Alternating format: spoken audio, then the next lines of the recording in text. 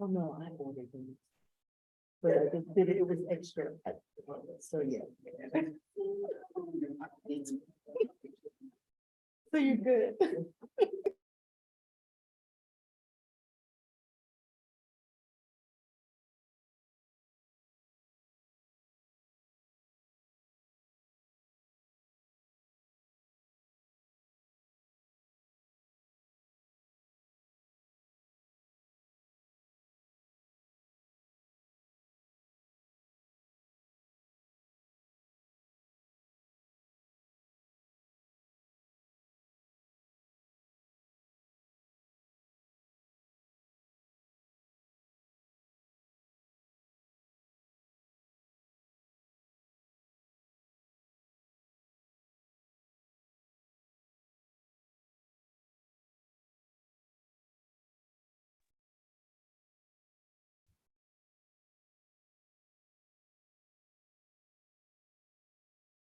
You got it? Okay, thank you. Good evening and welcome to the Tuesday, June 20th, 2023 meeting of the Planning Committee of the Charlotte-Mecklenburg Planning Commission. Officially calling this meeting to order at 5:03 p.m. We will begin the meeting with introductions, starting with Commissioner Wilden. Rebecca Wilden, Planning Committee. Aaron Shaw, Planning Committee. Rick Winiker, Planning Committee. Shauna Neely, Planning Committee. Andrew Blumenthal, Planning Committee. My name is Kiva Samuel. I'm serving as chair of the Planning Committee. We will now do our introductions for our staff members. Erin Henson, planning staff. Alicia Osborne, planning staff. Tim Porter, Urban Forester, Planning. Zania Duhaney, planning staff. Thank you. Oh, yes, please. Elizabeth Kitts, real estate. Bethany Fritz, county real estate. Thank you, everybody. And if everyone has had an opportunity to review the minutes from our May 16th work session, we will entertain a motion if there are no suggested edits or amendments. Motion to approve. Second, Wilden. Motion by Shaw, second by Walden. All in favor, say aye. Aye. Opposed, none. That passes unanimous. Thank you. For our mandatory referrals, does any of our commissioners have plans to pull? Commissioner Walden. I'd like to pull number 23-26 for discussion. Any others? Same. And I have a question on 2328. And having said that, 2326.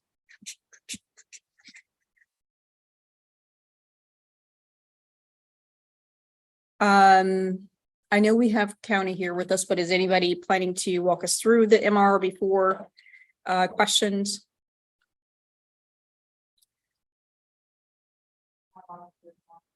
Okay, thank you, Ms. Osborne. I'm acting like I'm new at this. So mandatory referral number 2326 is a proposal from Mecklenburg County Park and Recreation to acquire roughly 1.768 acres, an aggregate of these properties. Is located on Northwest Charlotte, east of Beatties Ford Road, north of Brookshire Freeway, and south of Interstate 85. Most of these properties are along an unbuilt section of Celia and Dawson Avenues and are located near or directly adjacent to the existing land. The property is consistent with adopted policy, particularly the MEC playbook, which is the county's guide for providing recreation and open space. It's also consistent with the Charlotte Future 2040 policy map, which recommends Neighborhood 1, which also allows park and green space in that particular place type within the policy map. So the estimated project completion date is early next year. There were no comments from the Joint Use Task Force, and if there are any questions that our real estate folks can take, they're here to support the conversation as well. Thank you so very much. We'll begin with Commissioner Wilden, please. Yes, I think my question is, this is also in an area that has been asking for a lot more affordable housings, and the 2040 policy map also says that it should be used for neighborhoods. So I'm wondering kind of why Parks and Rec.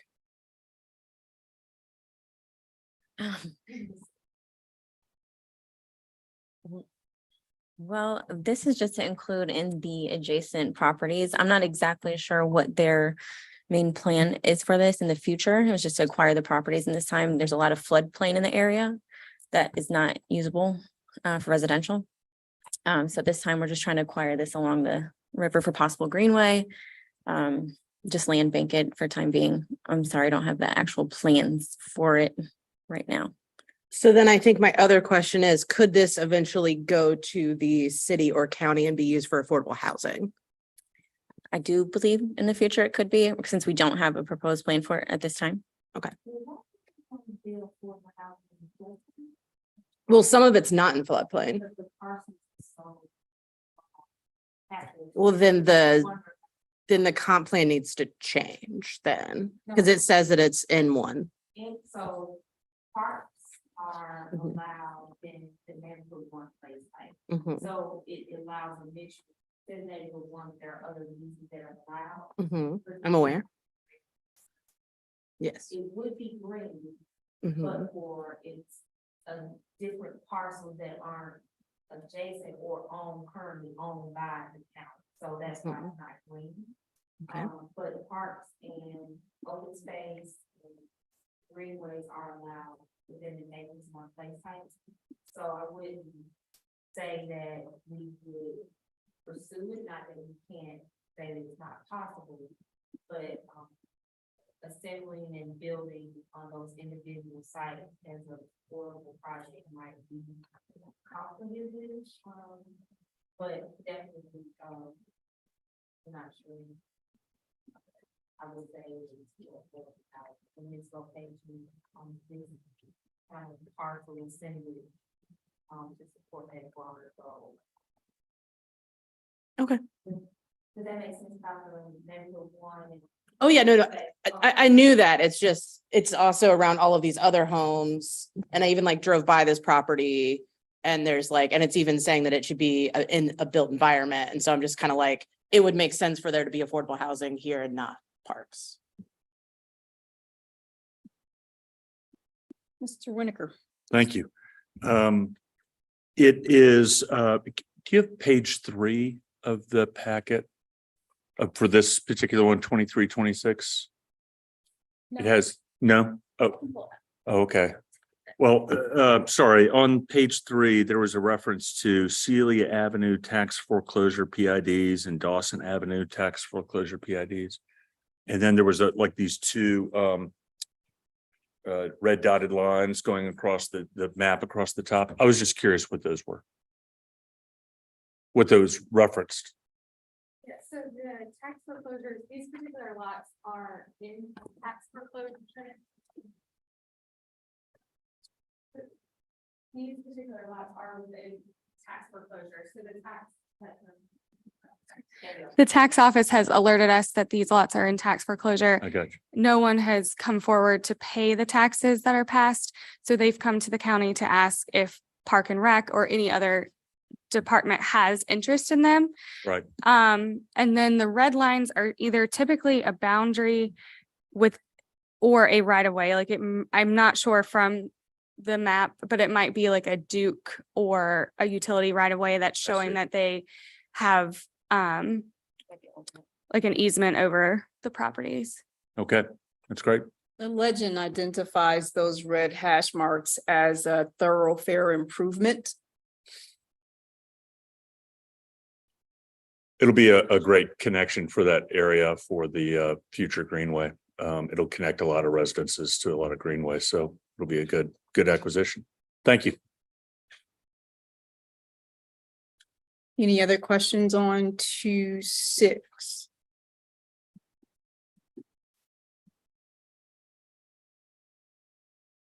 We'll single this one out for a motion, please.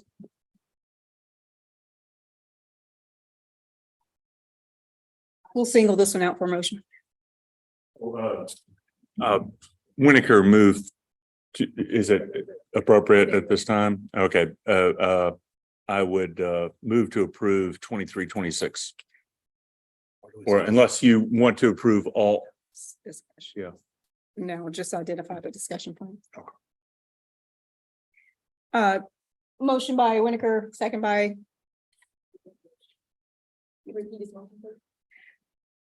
You read the one for no additional?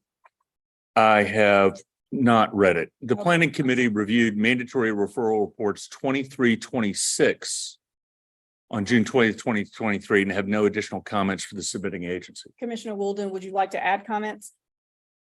I'm just gonna vote against. Okay. Motion by Winiker, second by Neely, second. all in favor, say aye. Aye. Opposed, Aye. one opposed, Commissioner Walden, and I don't think that's ever happened before for me. Are we minority opinion here? All right, I'll send like an email with like why I'm voting no. Zania, do you know? I think we've had folks who have voted no before. With the minority opinion? You can have one. You can state it for Become the part of the record, please. record. I think that these parcels could be used for other issues that are happening in that exact same area and not necessarily for Parks and Rec. Thank you so very much, Commissioner Wilton. So that's 2-5-1. Probably both. I wanted her to state something for the record here. Thank you. 2-8.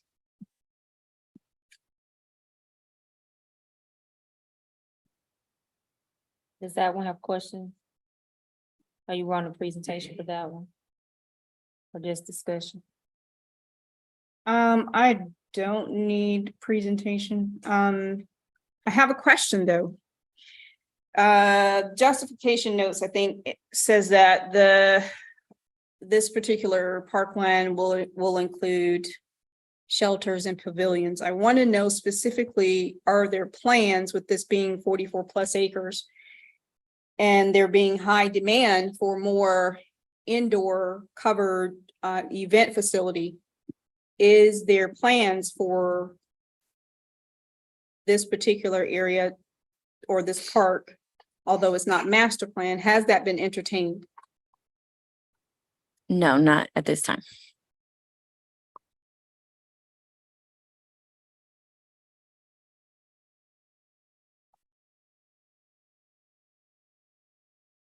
Okay, any other questions on 2-8?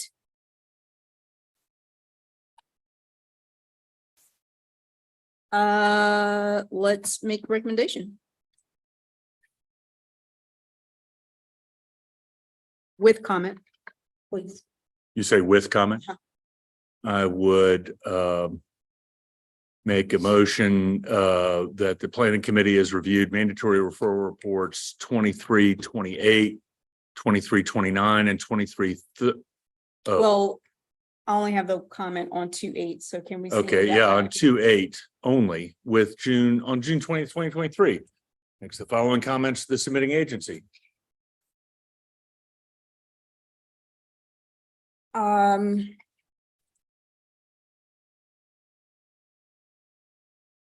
Requested addition of an indoor cover event pavilion. Much like what would actually exceeding the capacity of William R. Davie Conference Center. There is literally no facility like that owned by the county in this area. Additionally, there is extremely limited event space in this quadrant of the county. I'm happy to see the park space being acquired because it too is desperately needed. And I think I was just speaking about this last month, so thank you. But if we could include a covered indoor rentable facility, that would be awesome and another source of revenue for the county. Thank you. Thank you. And if there are no other MRs pulled, so can we then do the other two? Okay. The planning committee reviewed mandatory referral reports 23-29 and 23-30 on June 20th and have no additional comments for the submitting agency. Blumenthal, second. Motion by Wilton, second by Blumenthal. All in favor, say aye. Aye. And I'm so sorry, circle back to 28 because we actually did not take a vote. So I'm so sorry. I was a little bit premature. We will keep the vote on 29 and 30 if that is in order, and go back to 28. Commissioner Winiker made the motion with comment. I made the comment. Is there a second? Blumenthal, second, that one as well. Blumenthal, second. Motion by Winiker. All in favor, say aye. Aye. Any opposed? Thank you. Thank you. And 2 months ago, I think, Tim, you were with us regarding a mandatory referral. And we had some questions, and then I kind of cornered you in the lobby after that. And for some additional information, and thank you so much for returning in short order. We'll talk about our tree canopy preservation efforts, and Tim is with us tonight to provide an update to that regard. And the floor is yours, please.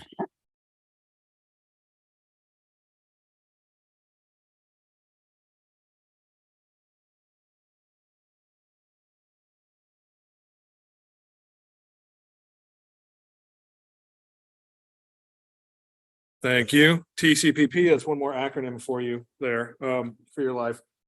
This was really a summary presentation of one that my colleagues in the City Arborist Office and Catawba Lands Conservancy jointly gave to the Society of American Foresters Conference a couple years ago.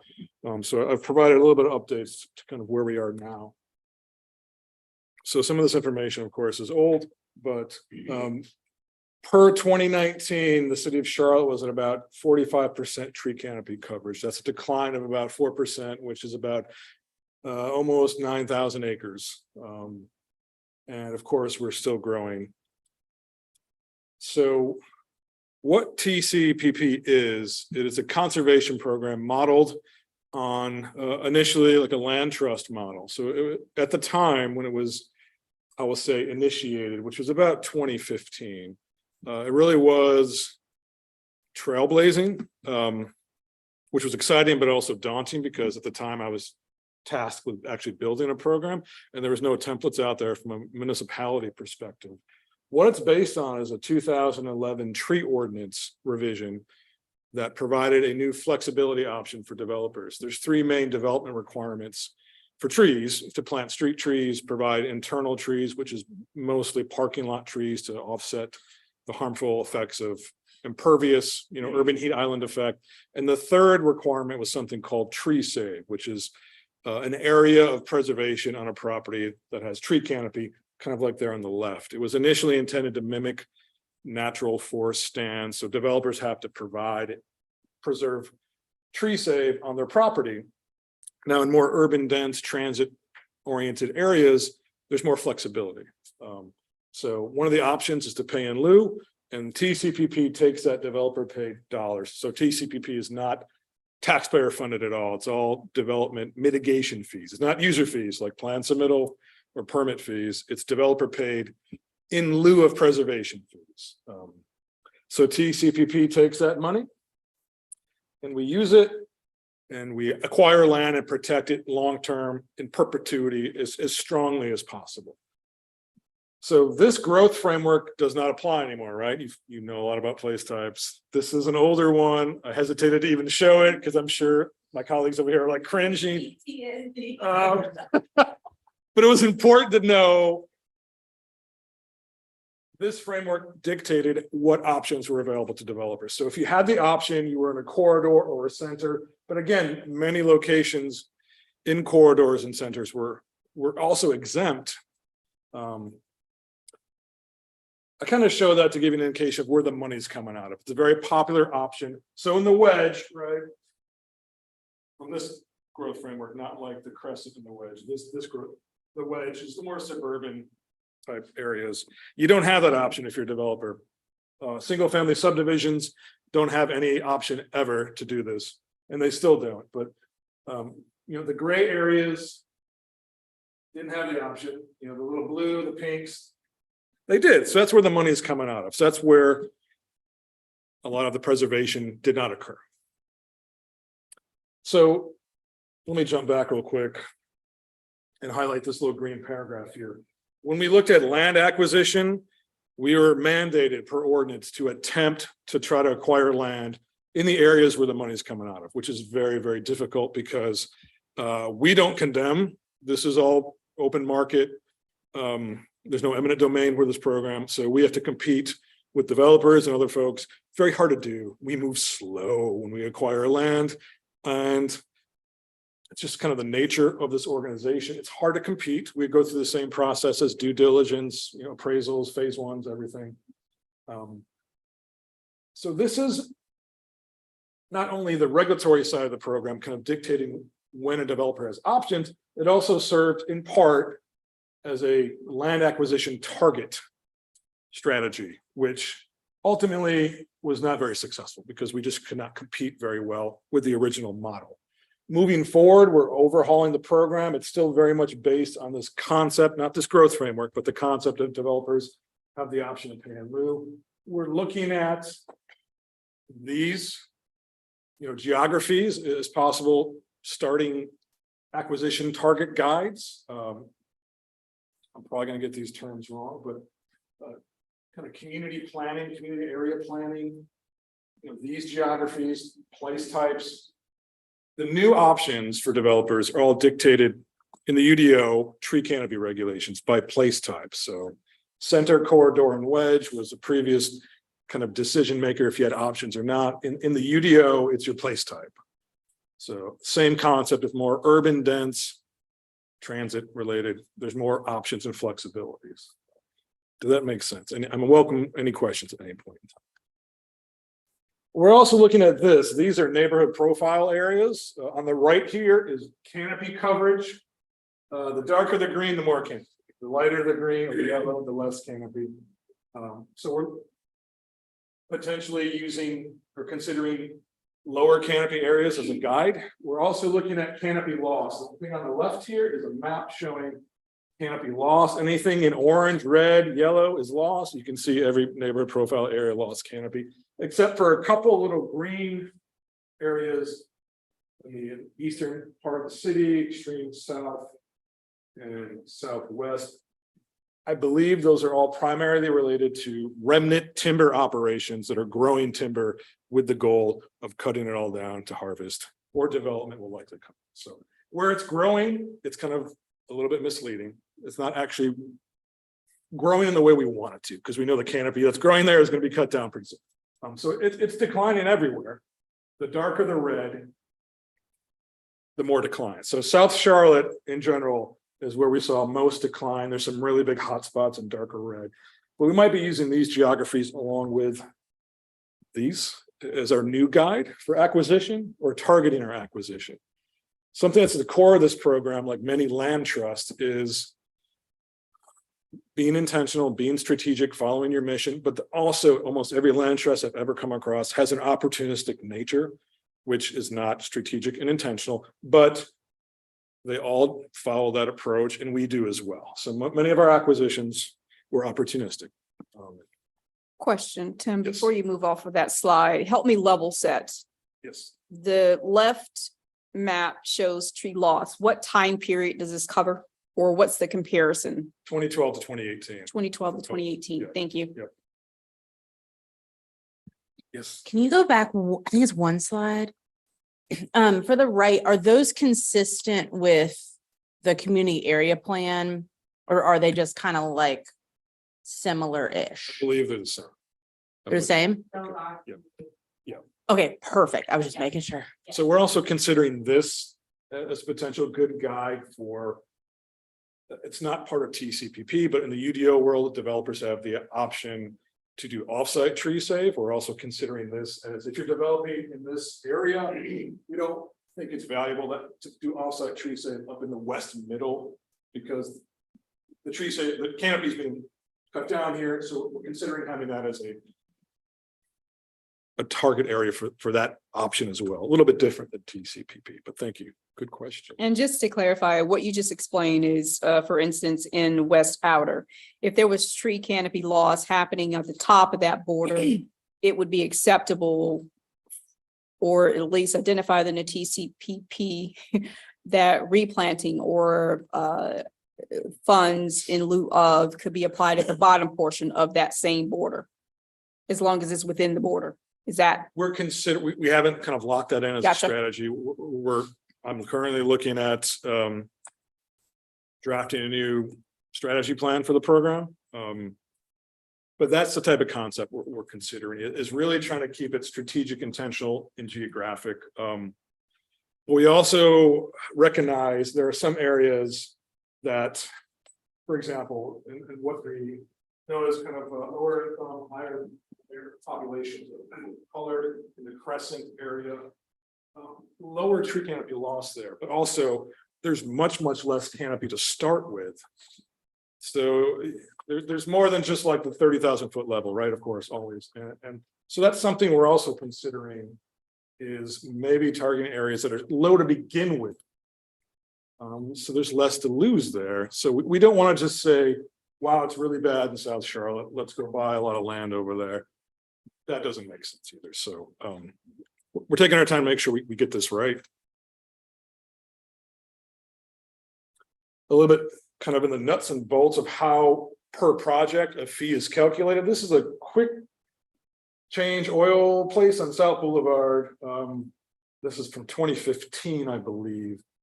So there's a formula that calculates for the developer what that ultimate fee may be. So the multipliers are acreage, the county appraised tax value for just the land, no improvement, but just the land.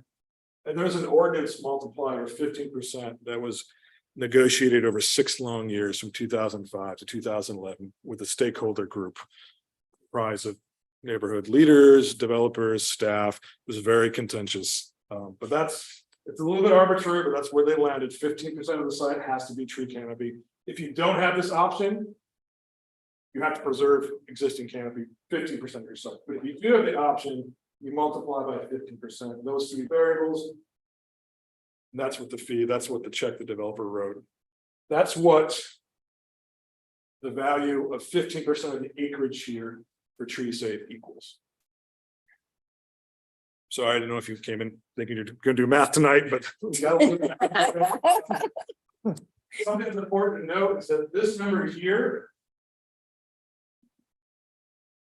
it's a cap value. So many properties, Which one did their it? land tax value per That's acre right. exceed that significantly. This is South Boulevard, not too far down. So the land value there is much higher today.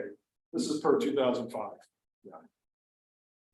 The old tree ordinance expired on June 1st when the UDO was implemented, had a cap of that. So if your property value, again, per county appraised, exceeded that, you came back to the cap as your multiplier. So this property probably is hundreds of thousands of dollars, right? So that really keeps that fee low. And we did not do a good job over the last 13 years of updating that cap value. We just never did it until today. The UDO, that new cap's $192,626 an acre.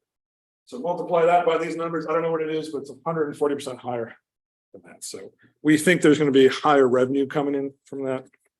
It's going to help us be a little bit more competitive as far as acquisition goes. So we also have kind of a quality scoring approach here. Forest quality, proximity to trails, and, connectivity. It's a little bit dated. That's why we need to kind of look at where we are now. After the comp plan, after the UDO, many things have changed since around 2015. The ordinance requirement's been in place since 2011, but the program to spend that money didn't start till 2015. I'm going to kind of skip over this because I can't speak very well to Catawba Land Conservancy's component. I will say they are our biggest partner. Because any large property we acquire, we donate a conservation easement to. They typically are looking for 25 acres or more. So it doesn't always work out because we buy large properties. We also try to get smaller ones as well. We've been trying to get a better partnership with the county. They're on here as a partner. There's more opportunity to partner with them to be successful. So this is in the University Research Park area. It's about 27 acres of land. This is the Charlotte Observer building. I think they used to actually print the paper there. It's about 27 acres. A lot of it's floodplain, but also some of the highest quality forest in Mecklenburg County, very low invasives. We acquired that 5 or 6 years ago. Something that scored really high, the forest quality, but also its proximity to Greenway. There's actually a Greenway trail on the northern property on that little tiny sliver right there. There's actually a Greenway trail right there. It's not reflected in this map. The GIS imagery is old. Animation. So this is East Charlotte. We call this our Gum Branch Preserve. Both of these were conserved with a conservation easement. Let's see, Valleydale Road there. This is one of our first acquisitions. Most of them are assemblages. And the quality varies. I mean, some of these are old farm sites, so they all vary in quality. These were opportunistic. These were properties that were listed. We knocked on the doors of neighbors who were interested in selling. Not all of them said yes. This is the Smalley property, Mountain Island Lake area. The dam is just kind of above right there.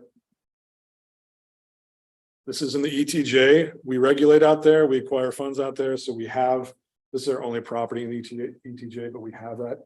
That was very valuable because it's adjacent to existing Catawba Lands Conservancy's first preserved property, the Catawba Wildflower Glen. This is also some of the greatest quality forest in the county. But it's very far away from any money that any developer paid fee in lieu dollars. So that was one of the negative components here. What we try to do is keep a surplus of land in the program. I remember that snake. When I saw that snake, I made a noise. That wasn't very, I'm not very proud of the noise. It was more like a, I think it's massive. It's like 12 people. This program, like I said earlier, I'm not bragging, but it was trailblazing. Atlanta's done their own version of it. Raleigh has their own version now, some cities out west.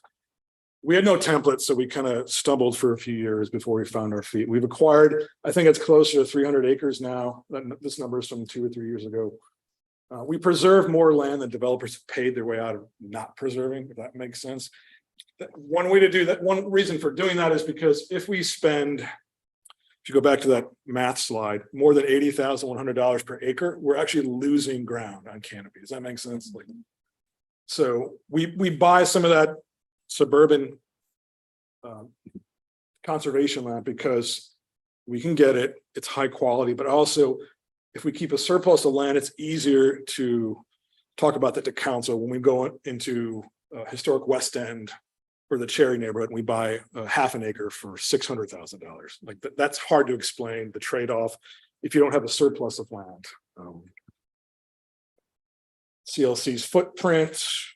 I'm going to skip over this stuff.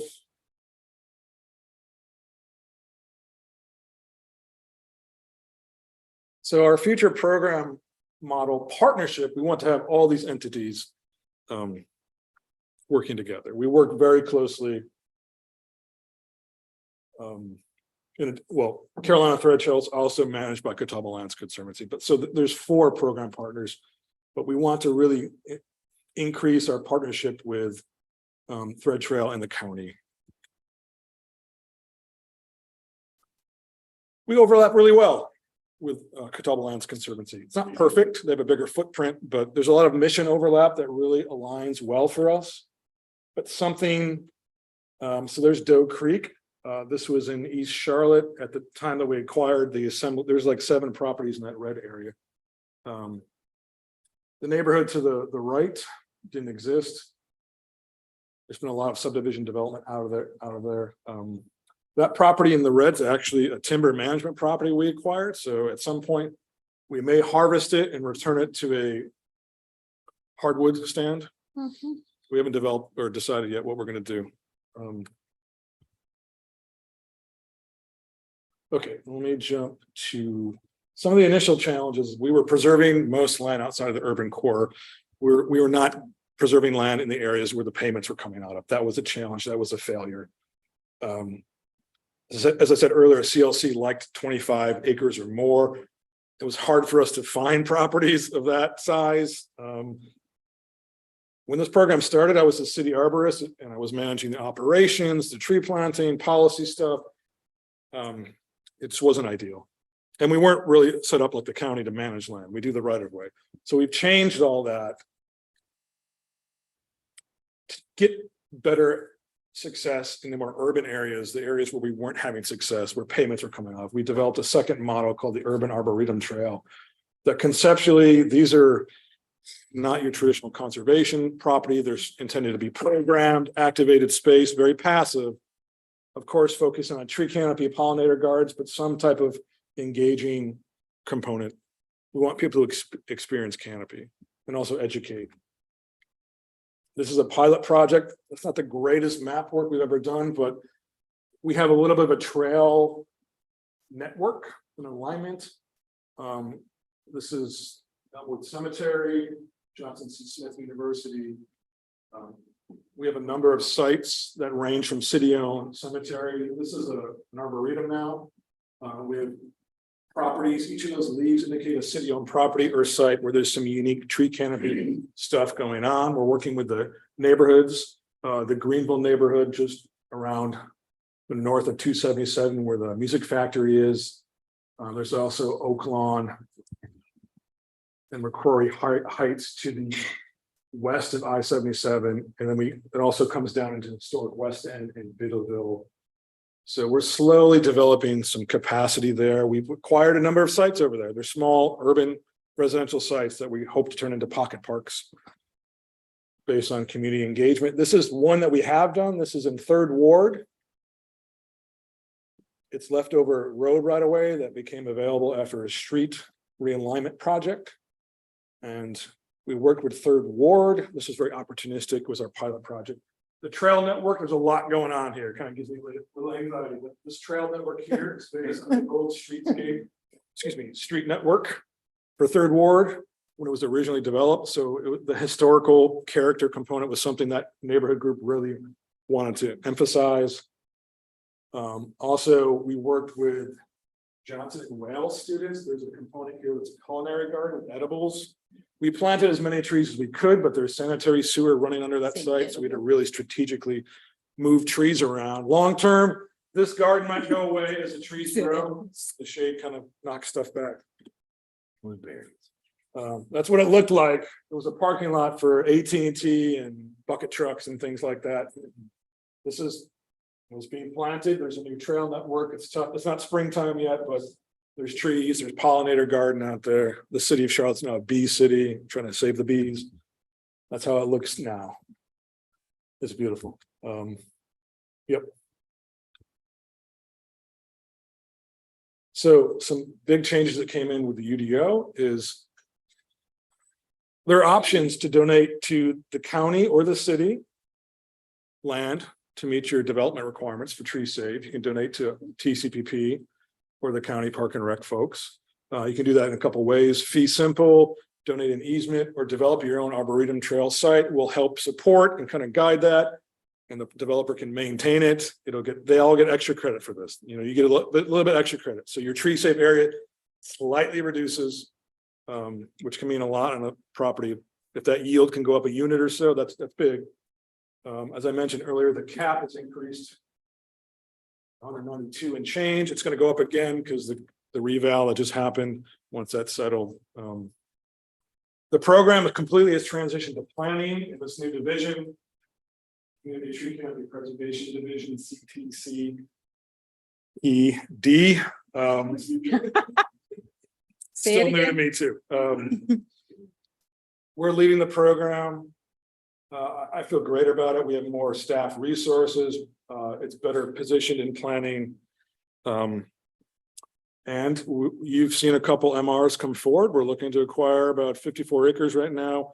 In the future, I hope to have an update for you that's more strategic and intentional about where we're targeting things. And I'm not sure what happened there. The formatting got all messed up. I just talked about it. There we go. I'm all done. Well, we had some new acronyms to learn today for sure. We went to math class and back to school. Thank you so much, Tim. I know that we do have some, we are at the end, yes? Yes. Okay, just wanted to triple check. Some questions. I think Winiker's on the ready. I'm just gonna go. Just go around. I didn't even have to look over at him. So I'm just gonna start at the top of the dais and kind of work our way around. Yeah, I think, okay. I'll ask one simple question and then I'll turn it over to Commissioner Winiker. On the payment in lieu cap, just to gain a better understanding, does that mean that every calculation will be based on that 192K per acre, or is the intent that is the highest amount in the most urban valuable areas and the payment is lower based on, the market value of that land in question? I think the intent, I wasn't part of the process, but I've read the minutes.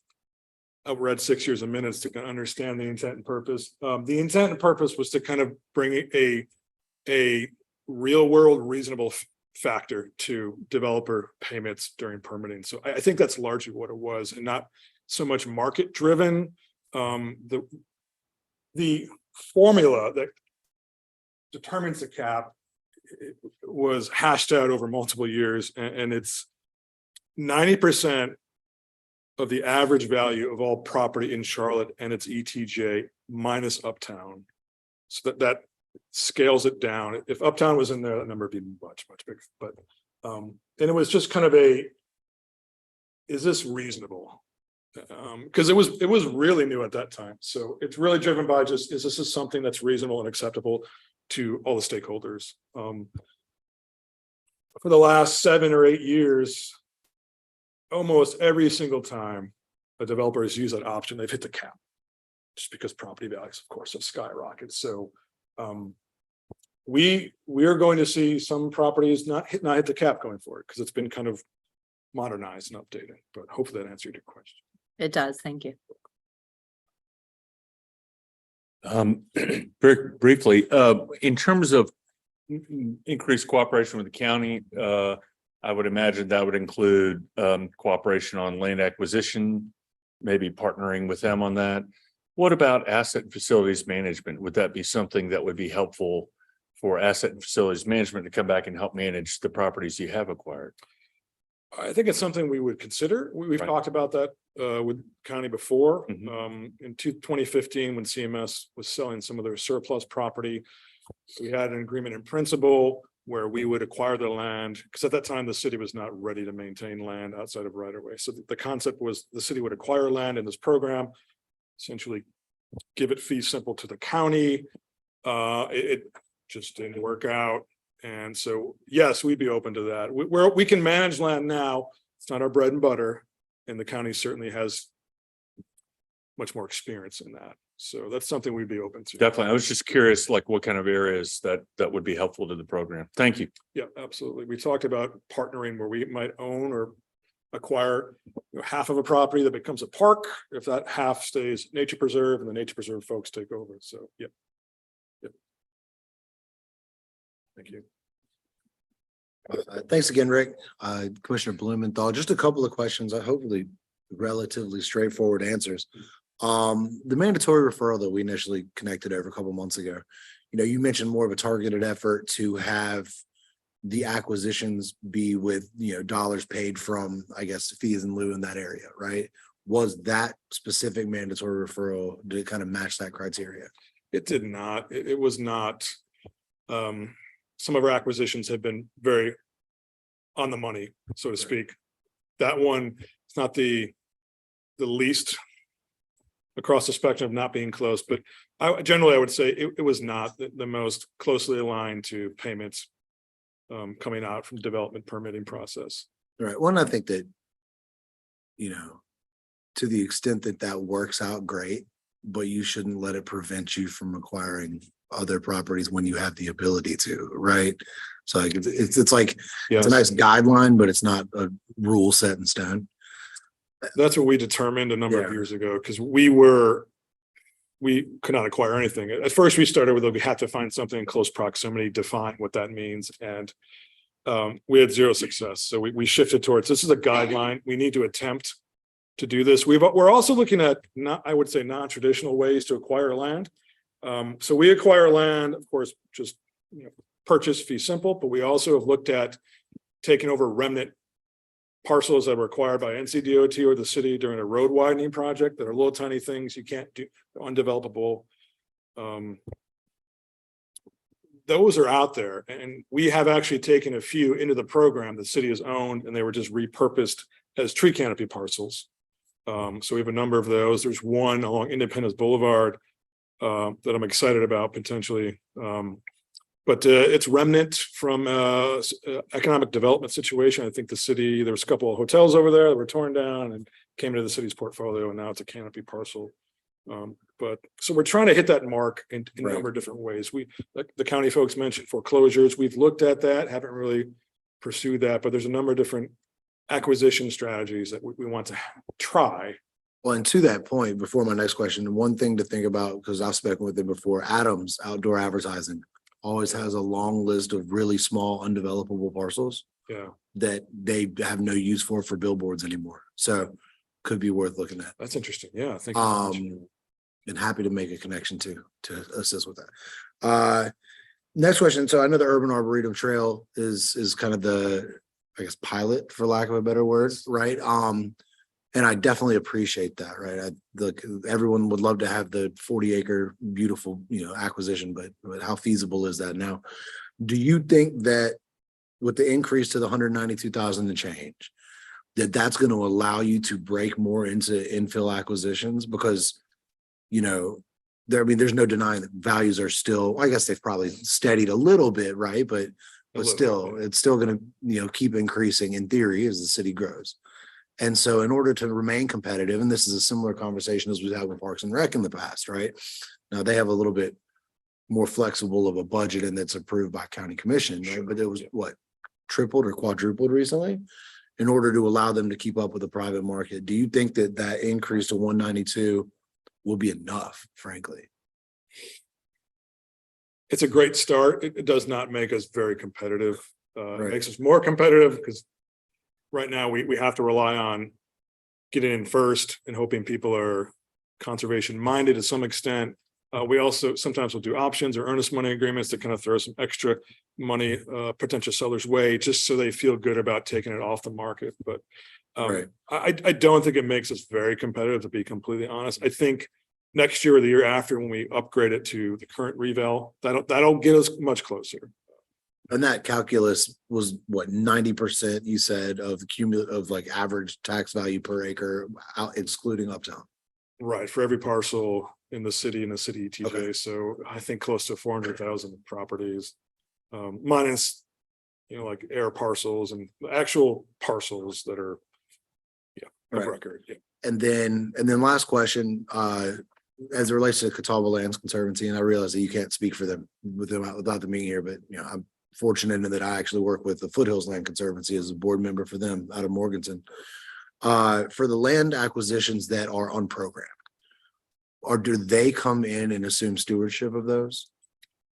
They Because- do, and their stewardship role that they take on is, it's not enforcement, but they monitor to ensure that the properties stay conservation land, they stay at the quality that they're at. They also are legal defense, so if the city were to make a mistake and somehow there's a facility targeting one of these properties, they would sue the city. They would, prevent us from doing that. They don't manage the land.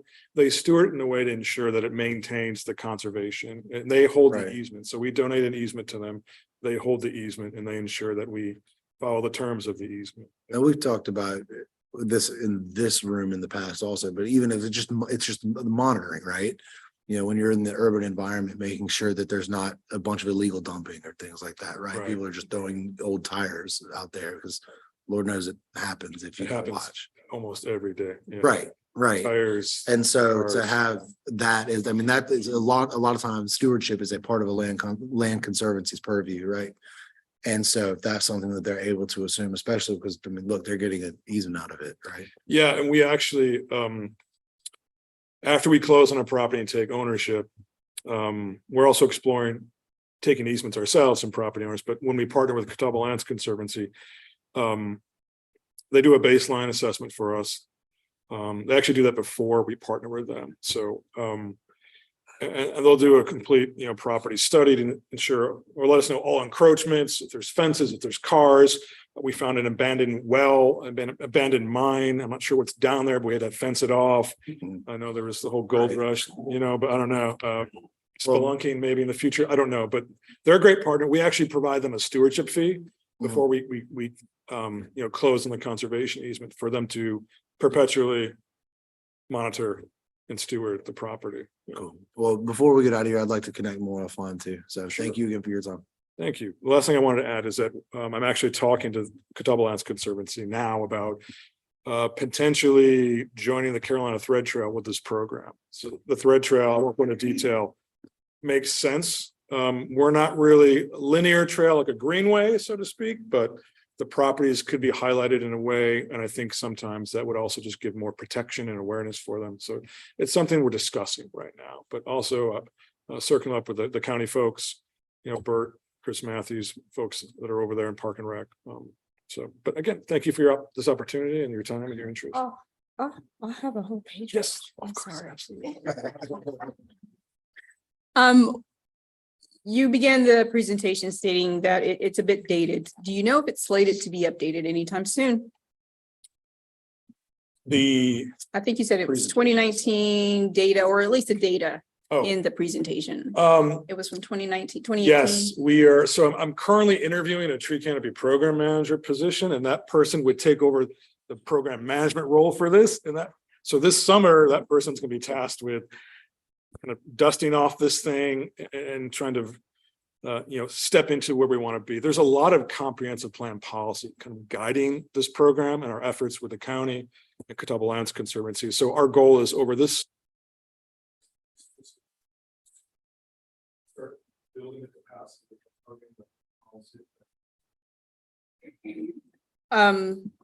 The reason why I asked about update is because of number 7, goal number 7. Yes, that tracks tree canopy and the 45%.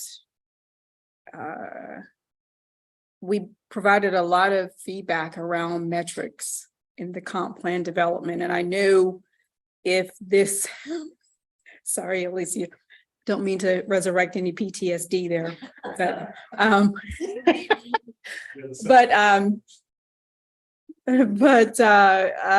know that the update for this data would probably feed into the metrics that are tracking goal number 7.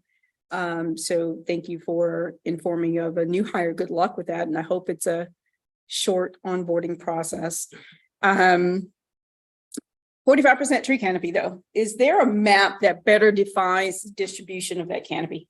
Yes. I can provide a link. So So these layers also shows the actual coverage of these little weird patches. Yeah, I can provide that. okay. Google Maps too. 235 acres was another number that popped up on one of those slides. How much money did you spend to get that? How much in lieu? And was it all in lieu funds? Yes, it's all in funds.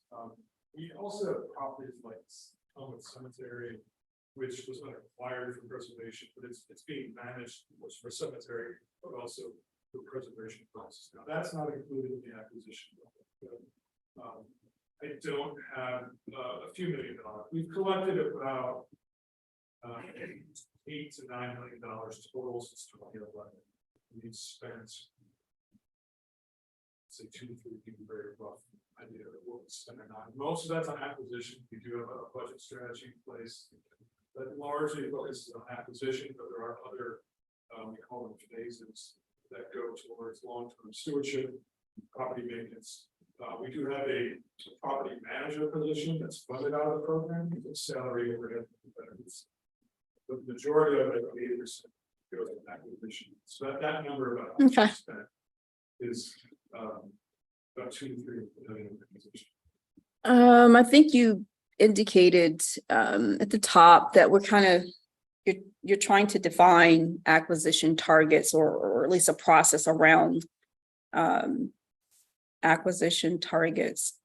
Have there been discussion around, I think right now you're leaning towards, or at least part of the discussion has been around using or mirroring the same 15 geographies that CAP is using.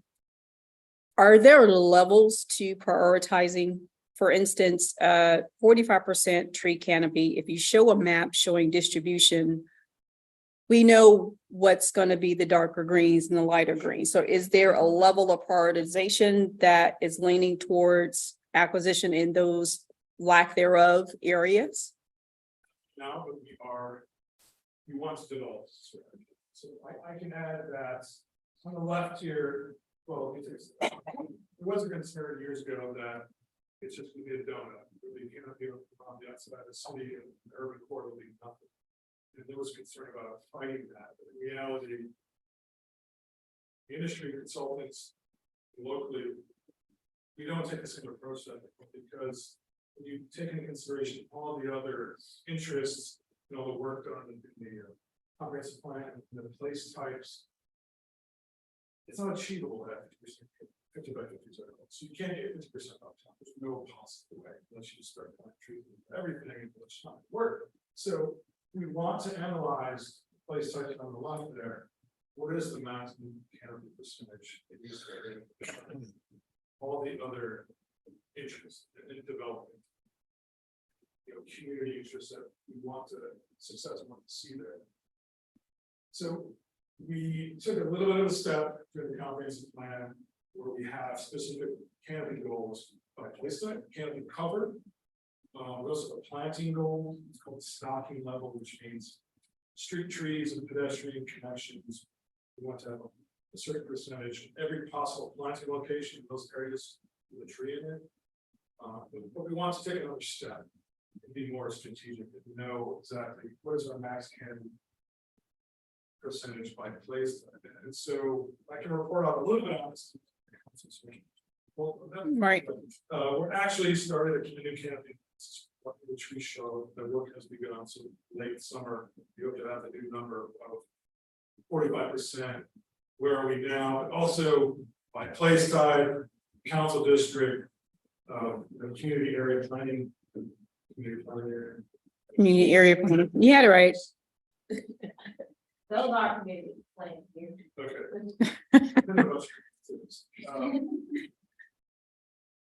We're looking at things like wildlife, study heritage trees. We're hoping to get results back to help inform us on a number of different decisions, and recommendations to council. But for this program specifically, that is, should there be canopy goals by this geography as well, or should it be prioritized differently by geography, by place type? As I mentioned earlier, the area neighbors here are starting with much less canopy than areas here. That points to a lot of historic, Charlotte redlining. But those neighborhoods, they have less canopy than their southern counterparts. Compared to other cities, the Northeast, Atlanta, they have a canopy. So no one had 30% canopy. New York City would die. Washington DC would blow up. So there's also real issues going on. But I think overall canopy coverage is still a metric. Quality of life. But we want to be more intentional. and maybe prioritize areas, but also prioritize on different scales. So neighborhood, regional, city, I believe we should move away from the 50%. That's the only, we might keep it, I'm not sure we'll see the stakeholders. We need to be more strategic attention. Prioritize. And perhaps one of those intents, introducing vice chair-elect of the planning commission. And I say that as a preface to you, Tim. One of my parting gifts to chair-elect and vice chair-elect might be a wish list that our newly established environmental and sustainability subcommittee might encourage text amendments around supporting tree canopy, particularly where N1 and industrial meet, or N2 and industrial meet. Maybe we tighten or add a level of heightened awareness around maybe higher the tree save requirement where we have development nearing industrial, exploring things like that, because as Tim mentioned and highlighted, where we have less tree canopy to start with is also where you have the most environmental impact. And so a tree canopy can help kind of protect some of those neighborhoods that are currently being harmed or negatively impacted by environmental issues. Parting gift, you're welcome. Thank you. The 50%, the 15% multiplier, the 192K cap on value. We know that we mirrored some of what Atlanta was doing in creating this formula, and we know that Atlanta kind of mirrored what we're doing and instituted in lieu of. There are other municipalities who had it prior to Charlotte. How do we compare? What are their caps, values, multipliers? Most, so Atlanta, Raleigh. Atlanta, there's some smaller cities, some in the county. We compare very favorably. I will say by far, payment related programs are not good in many environmental treatment. That's the hard part. Most of those go to the street. So times the street. That's easy. You don't have to operate. You don't have to start planting trees. Council was awarded 1.375 million to the city. On top of last year, 1 million. So we're doing pretty good there. I give my predecessors credit to the stakeholder group that developed this concept back in 2005. We compare very well. We are, there are some cities out there that do attempt to have a market value model, which seems exceedingly difficult here. That's very challenging for us. We compare very well. We led the way in land acquisition. Market value is a challenge because of willpower or something else you're referencing? I think probably part of it, but just fluctuating nature of markets. It'd be very hard to regulate that in North Carolina.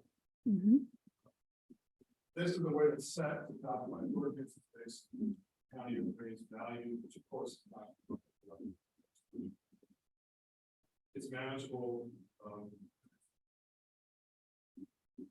A lot of discussion about history of market value. Every stage of the process. Look into it. It's very exciting.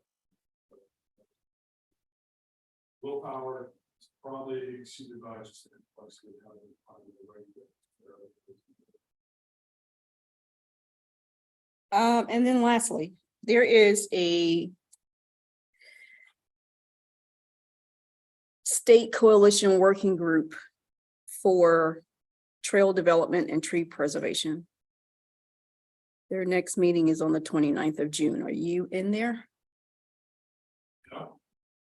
Okay, I'm going to send you the invite in short order. One thing I wanted to mention, Arlene, is that the canopy cover analysis traditionally done every 3 to 5 years. It's been kind of. It hasn't been very strategic. It's strategic a lot. It's been, remember, things come along. Moving forward, and then with IT folks, our new goal is to annually have a canopy update. So we're looking at acquiring it every year, doing an annual canopy analysis. Even broad dive. Every year we're looking to develop, starting next year, our pulse. So we could be more agile in the shifting canopy cover realities, being more strategic, targeting certain neighborhoods, regional geographies. We'll know it's declining faster over here, we'll know why, and we can help at least provide information to council, communities, this board and others about what's happening. Right now, we're talking about data from school. The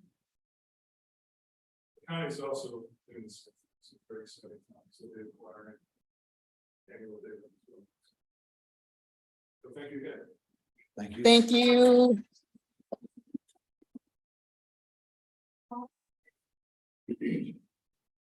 We hope we didn't keep you too long, but thank you so very much. I think that we are at the end of our agenda. Actually, no, Alicia is going to round out our agenda with a cap plan update. Thank you.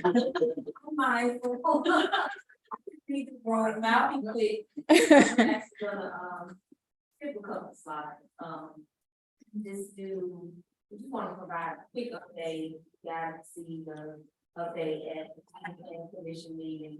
And this is really slides just for the community watching. There's 5 phases of the project, we're now in phase 2. And you guys know, thank you so much for coming to the workshops. And not to interact with other people because the attendance is a little bit low, but to see how we're having these conversations, to look at the content and to share your thoughts when we get to that part of the process, we'll get feedback to make things better. So again, thank you all for signing up. If you haven't already, we do. At the end of this process, we hope to have 14 area plans. We have 15 planned geographies.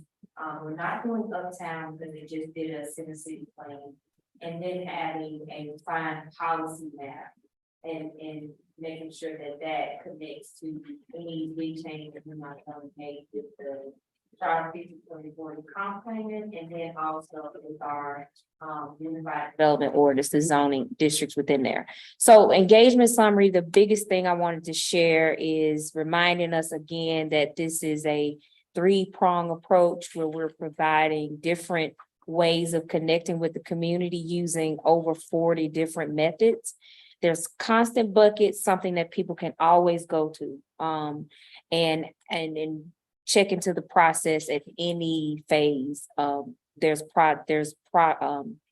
actual information to connect people to the process at any time. Then there's coordinated around having conversations with others to get feedback on the process and how we want the specific 14 areas to grow, change, and meet the vision of the comp plan.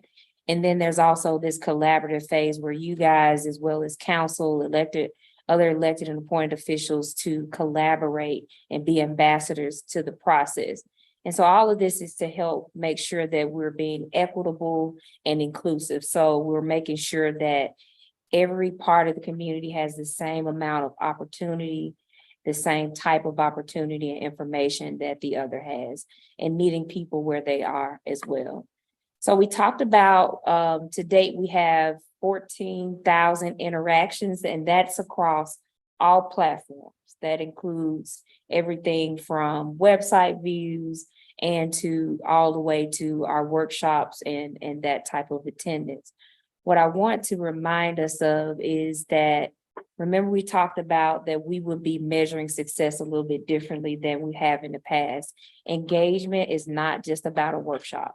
A person's coming into a room And not to say discredit that process at all, but I will say that in our workshops, we have had some very substantive, very qualitative conversations with individuals and mostly neighborhood leaders.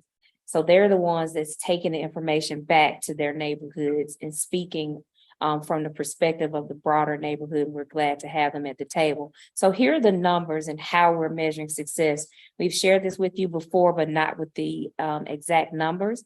So the website views since May, looking at our social is likes, comments, shares, how are people interacting with that information and not just providing comments, but liking it. You know, everybody interacts a little bit differently.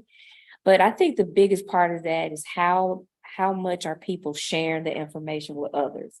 To me, that 200 shares says we have 200 ambassadors to this information as to what we're sharing. And then the story map and the toolkit have had some really good views as well. That's the information that has the ready-made social media kit, information that's already ready to put the word out, and the story map that is more of a graphic representation of all of that information. So if you don't want to read it all, you can go to a story map. It's highly visual, but we've had about 900 views on that. We've put out a series of videos, short, different lengths, to talk about the process itself, how to be engaged, and how to interact with the information. And so we've had about 13 with that, and we've sent out the newsletter that we send out right before every workshop that says, hey, here is what we're doing, here's how you can get involved. So we're using different ways to get the information to folks, but this is kind of the under the hood information about what feeds into that 14,000. So here are our in-person numbers. The constant was everything else that's always available. This is our kind of in-person type of engagement. So the workshops, we've had 15, about 200 participants across the geographies. We have one more set of geographies that will wrap up this first phase. And so these are the numbers right before the last set next week. So we've had 200 participants and over 300 comments that they provided. And again, I want to remind us that it really is quality over quantity about the types of discussions that we're having with people. They're really bringing knowledge to the table and telling us things about their neighborhood that we wouldn't automatically or otherwise know through looking at maps or other interactions.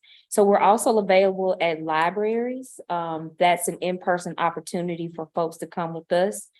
I did one, and I will tell you, I felt like the person at the kiosk in the middle of the mall, where you see them, but you don't look at them because you don't want, you know what I'm talking about. That's how it happens. But I think it's important to really understand we're there. If people want to talk to us, we're available. We are very mindful not to be intrusive in what they came to the venue for, and definitely not trying to do that in the library. But all that to say is we've had some interactions. 70 people have taken the time to stop and talk to us when they wanted to know more information. And then we've attended a lot of town halls, just by demand type of meetings where Urban Land Institute or REBIC or NAIOP or someone wants to hear about the process. Made ourselves available for those, and we've had over 400 interactions with those types of meetings. And then the collaborative is mainly with our elected and appointed officials and making sure that we keep this information in front of them.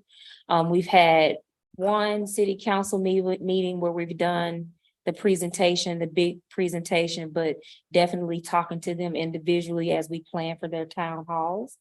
And then having a big presentation with the planning committee.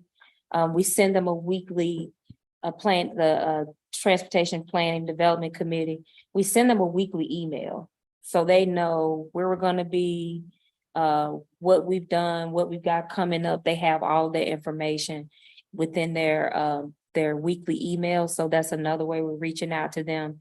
And of course, you guys, we're in front of you every chance you give us time on the agenda. And we hope to continue to do that. Sometimes we'll have some really substantive conversations, and then other times we want you guys to ask us questions or share your thoughts about things as well.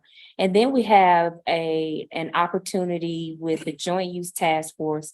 And for those of you who are not familiar with that group, it's a group of city and county partners. So it's the neighboring towns, as well as Mecklenburg County and city employees that talk about joint opportunities for land acquisition, transportation, park and rec, different types of projects that may be an opportunity to collaborate. So we use that group to talk about our area planning process and anything Charlotte Future 2040 related, as well as our new Unified Development Ordinance. So that group, we've done 5 presentations to them, and they have really good feedback, and they share opportunities as well for us to, come into their areas and talk about the work that we're doing as well.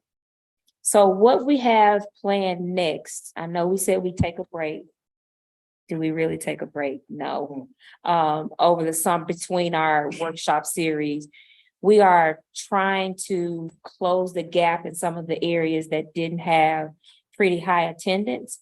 So we have some youth engagement opportunity, a youth engagement opportunity that's coming up on the 26th with the Youth Council, the Charlotte Youth Council, which is also called Generation Nation. We've always had touch points with them since we started the comp plan, just providing them space to talk about how they see the city growing and developing. So what's great about that opportunity, we have interns on our staff, one from Chapel Hill, one from Davidson, and also a CMS intern. They're going to lead the discussion or help lead. I mean, kids talk better to kids, and we're just here to support it. So we're really excited about that. We have an event with Sustain Charlotte. Then we have something specific with Generation Nation. We have a vibe called Fresh on the 15th. It's on my birthday. I won't be there. So I'm sad about that. I really like to attend that event. It's in historic West End at the old A&P site. That group has a huge following. So we're excited to partner with them. The next event is, we're calling it City Suppers. And it's an idea from Councilmember Graham, who wanted to have a very specific conversation with neighborhood leaders on the west side or in his district that can be influencers or ambassadors to the information, and really getting them to commit their time to having a conversation over dinner. And his idea, he said, how can I help? And we started brainstorming about things. And he said, let's just sit down and talk. It started as a conversation around like a living room type of conversation. Then we just kind of evolved it into City Suppers. We're participating in National Night Out. And also we are having a class reunion for our previous Planning Academy participants, something we've never done.